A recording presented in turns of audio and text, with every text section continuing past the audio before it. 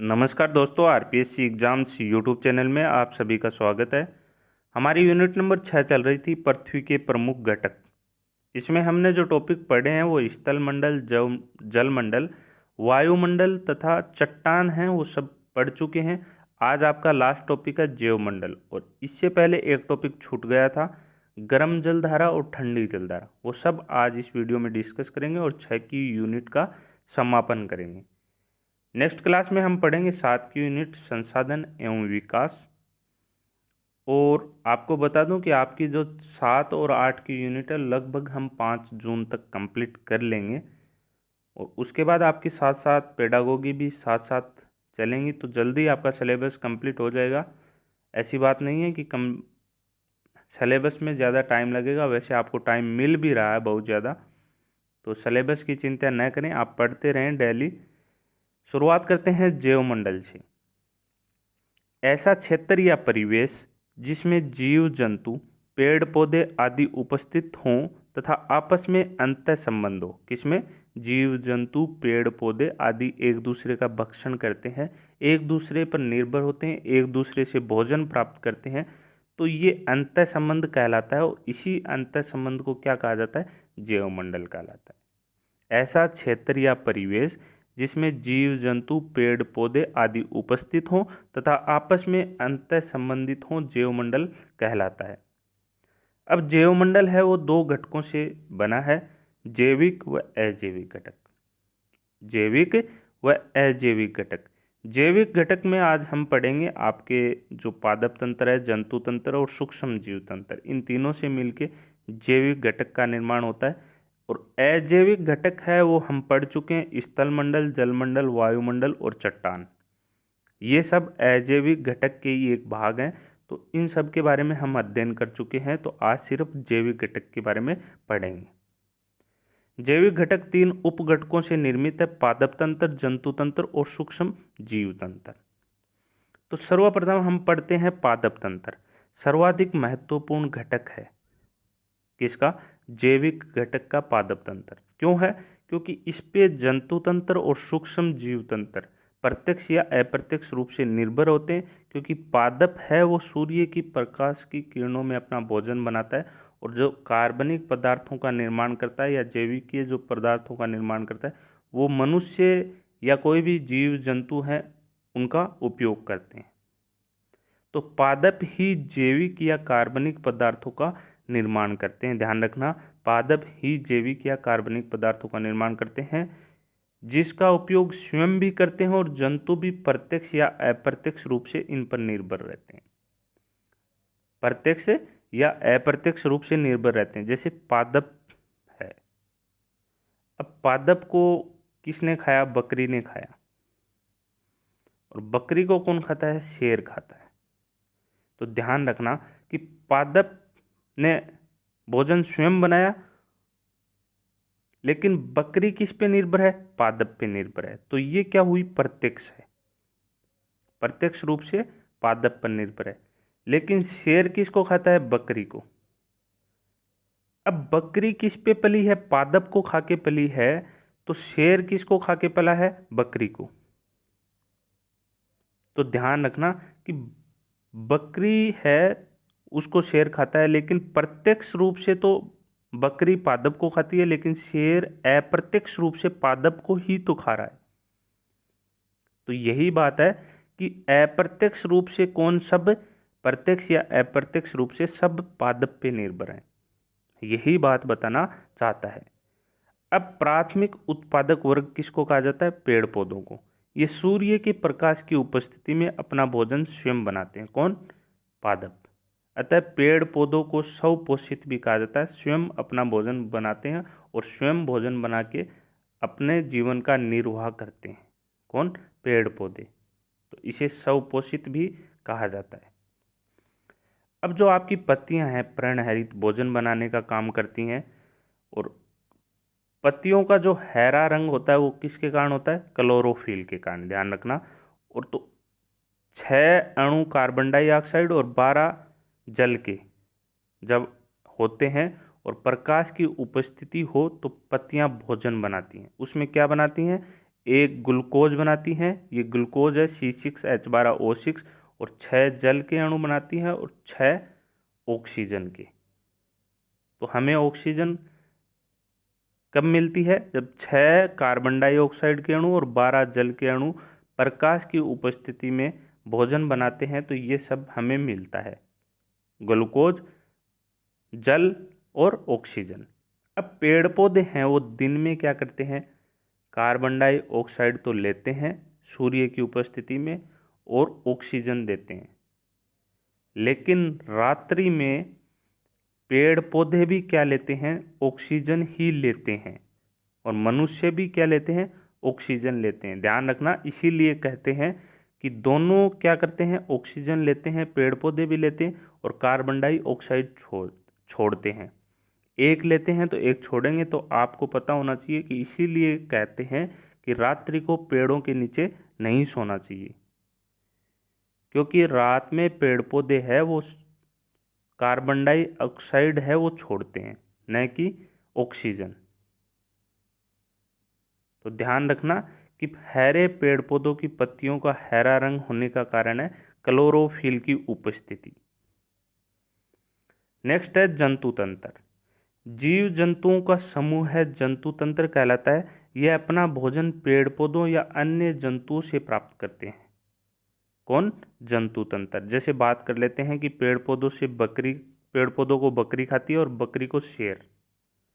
तो ये अपना भोजन, कुछ जंतु हैं वो पेड़ पौधों से अपना भोजन प्राप्त करते हैं, और कुछ जो जंतु हैं वो उन्हीं जंतुओं को खा के अपना भोजन प्राप्त करते हैं। जैसे विषमपोषी, वे प्राणी जो स्वयं अपना भोजन नहीं बनाते तथा दूसरों पर निर्भर होते हैं। पेड़ पौधे स्वपोषी होते हैं और जंतु तंत्र विषमपोषी।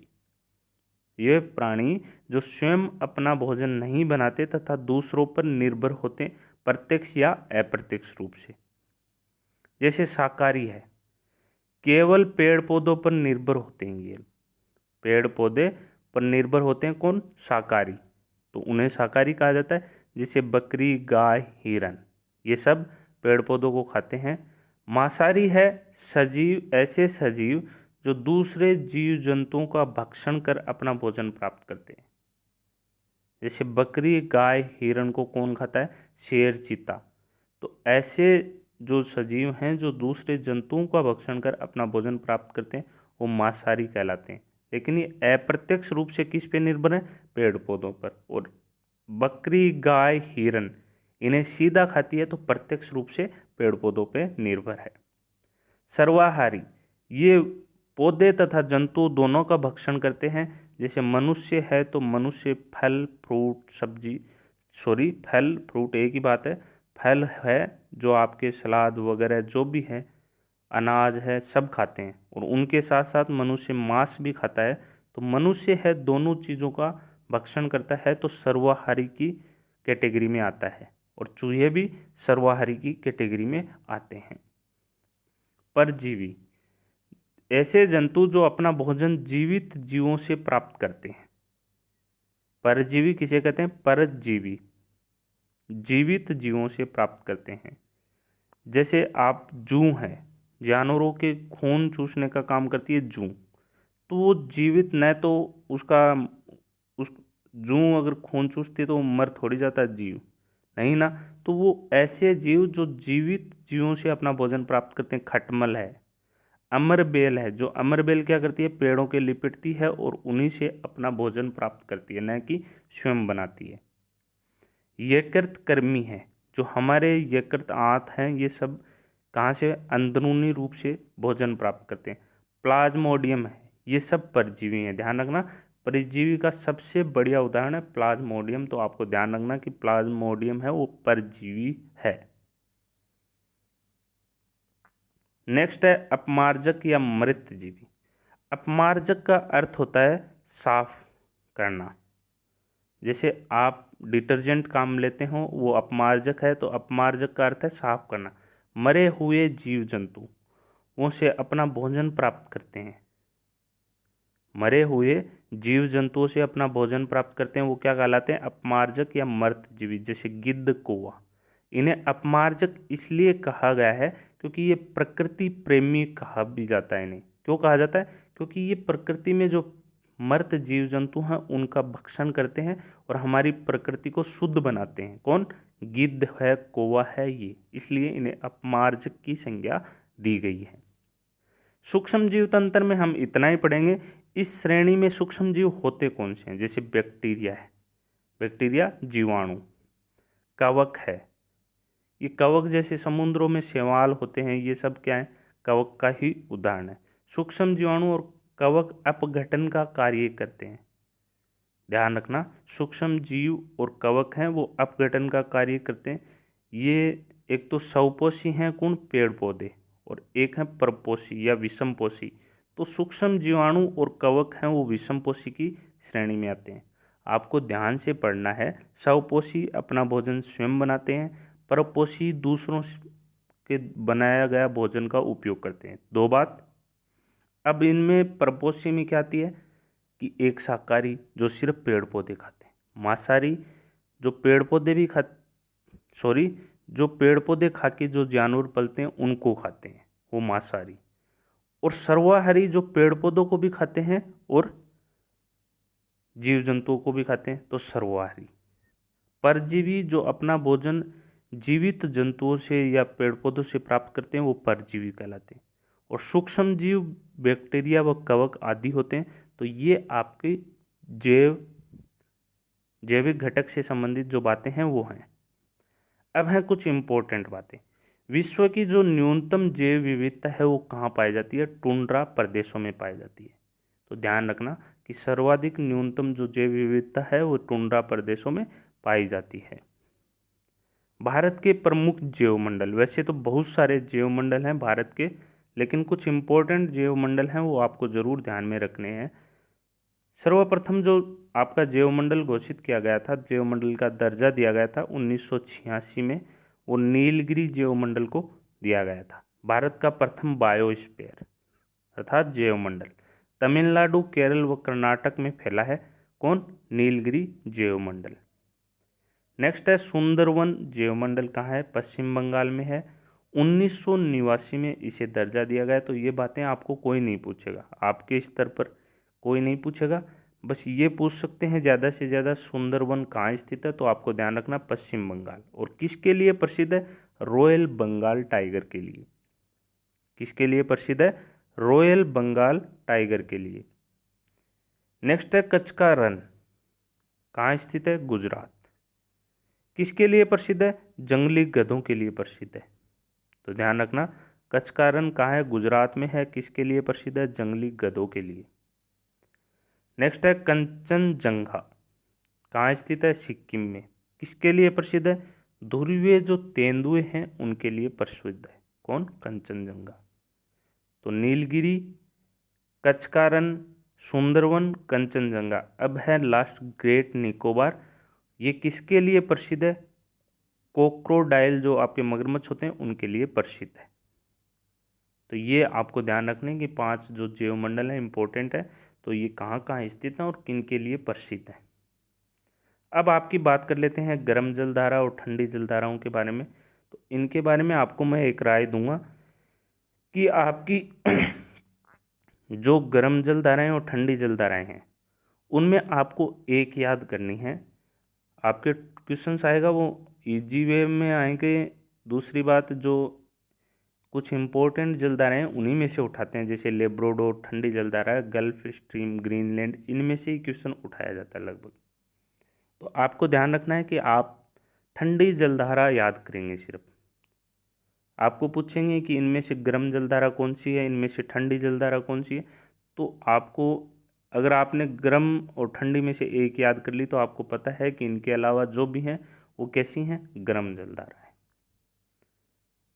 अगर आपकी याद होती हैं तो पूरी करना, नहीं होती तो एक ज़रूर याद कर लेना, ठंडी कर लेना, जिससे आप एग्ज़ाम में आसानी से बता सको कि ये ठंडी हैं और ये गर्म हैं।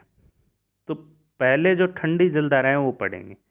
इसकी एक ट्रिक ध्यान रख लेना और इसी से सभी आपकी जलधाराएं वो याद हो जाएंगी। हम बोले ब्रो, ग्रीन बगुला क्यों केला फेंक रहा है? हम बोले ब्रो, ग्रीन बगुला है वो क्यों केला फेंक रहा है। ट्रिक हो गई। इसमें सभी ठंडी जलधाराएं होंगी। जैसे हम्बो, हेम्बो इसको अलग कर देना भाई, हेम्बो हेम्बोल्ट की धारा।